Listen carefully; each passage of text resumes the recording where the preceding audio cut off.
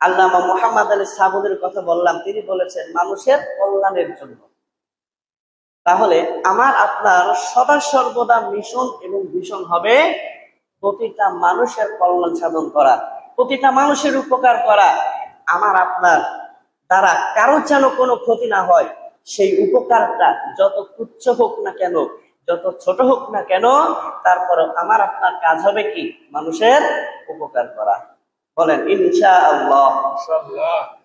মুসলমান ভাইরা আমার, বন্ধুরা আমার, সেই উপকারটা যতই সামান্য হোক না কেন, আপনার আমার দৃষ্টিতে মানুষের প্রয়োজনটা যতই তুচ্ছ হোক না কেন, কোন মানুষ যখন আমার আপনার কাছে আসবে কোনো উপকারের জন্য, কোনো প্রয়োজনের জন্য, আমার আপনার দায়িত্ব হয়ে যাবে তার ওই প্রয়োজনটা পূরণ করা।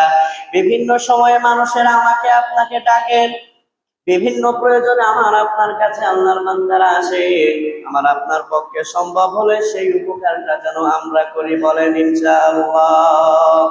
মুসলমান ভাইরা আমার, বন্ধুরা আমার, এখন তো ফ্রিজের অনেক প্রচার, প্রায় প্রতি ঘরের মধ্যে ফ্রিজ আছে।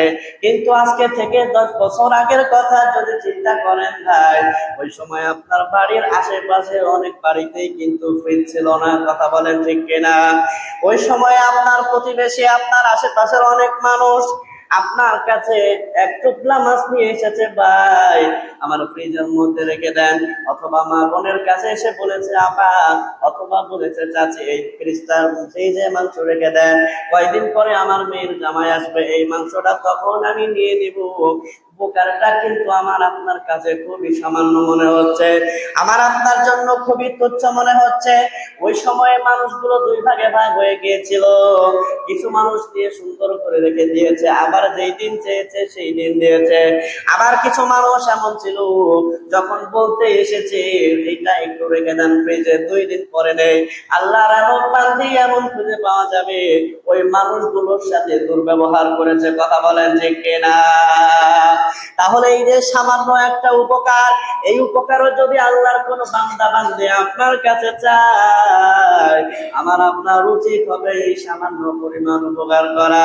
রাস্তা দিয়ে আপনি হেঁটে যাচ্ছেন, আল্লাহর কোন বান্দা ঘাস কেটেছে, বোঝাটা অনেক বেশি হয়ে যখন ভারী হয়ে গিয়েছে, বোঝাটা সে একা একা মাথায় তুলতে পারলো না, আপনাকে ডাক দিল।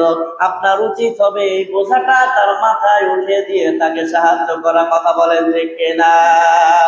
কারোর বাড়িতে এমন প্রয়োজন হয়ে গেছে, নারিকেল যে কুড়াই, যে লোহার যে যন্ত্রটা দিয়া, প্রত্যেকের বাড়িতে কিন্তু যন্ত্রটা নাই। যাদের বাড়িতে আছে, আশেপাশের অনেক মানুষ জামাই আসলে যখন পিঠা বানায়, আত্মীয় স্বজন আসলে যখন পিঠা বানানোর প্রয়োজন পড়ে, নারিকেল কোনানোর যখন দরকার হয়, তখন কিন্তু যেই বাড়িতে নারিকেল কোনানি আছে ওই বাড়িতে আসে। কথা বলেন ঠিক কিনা? তখন আমার আপনার কাজ হবে এই নারিকেল কোনানির সামান্য একটা জিনিস দিয়েও তার উপকার করা।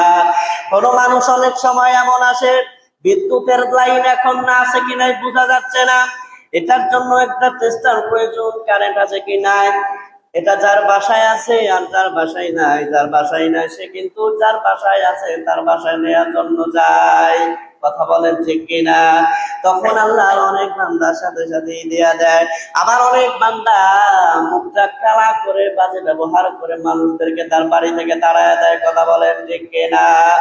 এইরকম সামান্য উপকারও যদি হোক না কেন, আমার আপনার কাছে যতই তুচ্ছ মনে হোক না কেন, আল্লাহর কোন বান্দা যখন আমার আপনার কাছে আসবে, আমার আপনার দায়িত্ব হবে তার এই উপকার করে দেওয়া।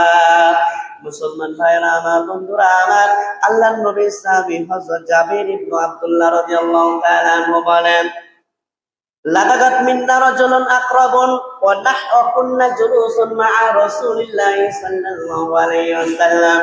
فقال رجل أرقي يا رسول الله. فقال النبي صلى الله عليه وسلم من استطاع منكم أن ينفعه فليفعل. আল্লাহ নবীর সাহাবী হযরত জাবির ইবনে আব্দুল্লাহ রাদিয়াল্লাহু তাআলা বলেন, আমরা আমাদের নবীর সাথে বসা ছিলাম, আল্লাহর নবীর সাথে আমরা বসা ছিলাম। আল্লাহ নবীর সাথে বসা থাকা অবস্থায় আমাদের মধ্যে একজনকে একটা বিচ্ছু কামড় দিল, আঞ্চলিক ভাষায় বলে সেঙ্গা। এই সেঙ্গা যখন আমাদের একজনকে কামড় দিল, যখন সে যন্ত্রণা অনুভব করতে লাগলো, আমরা যে আল্লাহ নবীর সাথে অনেকজন সাহাবা বসা ছিলাম, এখান থেকে একজন সাহাবী আল্লাহ নবীকে বললেন, ইয়া রাসূলুল্লাহ, আমি কি তাকে একটু ছেড়ে দিব, আমি কি তাকে একটু ঝাড়ফুঁক করে দিব? এই কথা যখন আমার নবীর কাছে বললেন, আমার নবী বললেন, ফামান ইসতাতা মিনকুম আইয়ানফাহু ফালইফআল। আল্লাহর নবী বললেন, তোমাদের কারো যদি সম্ভব হয়ে যায় তার অন্য কোনো ভাইয়ের উপকার করার, সেইটা যত সামান্য বিষয় হোক না কেন, সে যেন তার ভাইয়ের সেই উপকার করে। সুবহানাল্লাহ। দেখেন, বিচ্ছু সেঙ্গা কামড় দিয়েছে। এই সেঙ্গা কামড় দেওয়ার কারণে একটা যন্ত্রণা হয়, তাই না? চুলকানোর মতো ভাব হয়, চুলকালে আবার ফুলে যায়। তো আল্লাহ নবীর সাথে বসা আছেন, একজন সাহাবী বলছেন, ইয়া রাসূলুল্লাহ, তাকে যে এখন এটা কামড় দিল, আমি একটু ঝাড়ফুঁক করে দিই। তার মানে ওই সাহাবী ঝাড়ফুঁক জানতেন। আল্লাহ রাসূল তখন বললেন যে কারোর পক্ষে যদি সম্ভব হয় তার ভাইয়ের উপকার করার, তাহলে সে যেন তার ভাইয়ের উপকার করে। তার মানে কি, দুইটা ফু দেওয়া এটাকে খুব কঠিন কাজ হতো? দোয়া পড়বে আর ফু দিবে, খুব কঠিন কাজ? কঠিন কাজ না, খুবই সহজ কাজ। একটু আগে আমি যেগুলো বললাম এগুলোও কিন্তু খুবই সহজ কাজ। তার মানে কি, এই যে উপকারটা তার প্রয়োজন, যদিও বিষয়টা খুবই তুচ্ছ বিষয় না, বিষয়টা একেবারেই হালকা, কিন্তু এরপরেও এইরকম উপকার অনেক সময় চাই কিনা? আপনাদের এলাকা তো কৃষি প্রধান এলাকা, এখানেও অনেকেই ডাক দেয়, তাই না? যে ভাই এই বোঝাটা একটু তুলে দাও, আমি নিতে পারতেছি না। ভাই শাকের বোঝাটা তুলে দেন, আমি নিতে পারতেছি না। অথবা সিজনে, ধান কাটার সিজনে খড় যে বোঝা বাঁধে, এই বোঝাও তো অনেক সময় নিতে পারে না, বলে না ভাই একটু ধরো উঠায় দাও, বলে তো। তাহলে এইরকম সামান্য উপকার যদি আল্লাহর কোনো বান্দার প্রয়োজন হয়, আমার আপনার উচিত হবে, আমি আপনি সুযোগ পেয়েছি, এইটুকু উপকারও যেন আমরা কাউকে করতে পিছপা না হয়ে বলেন ইনশাআল্লাহ।